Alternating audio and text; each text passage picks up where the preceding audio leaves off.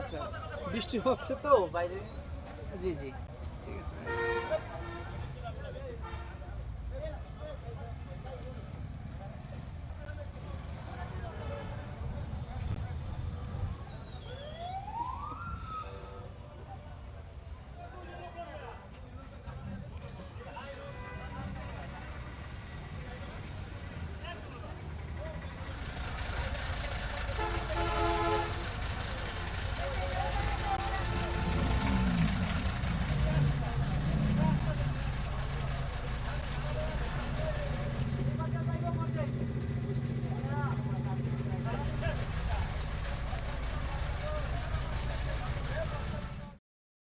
কোন একজন কেউ এমপি হয়েছে, নির্দিষ্ট একটা এলাকা উন্নয়ন হয়েছে।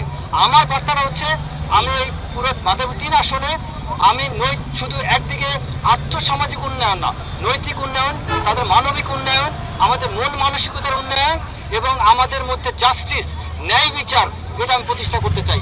এখানে কোনো প্রকার জুলুম, চাঁদাবাজি, ভয়ভীতি, এটা দূর করা সবচেয়ে জরুরি।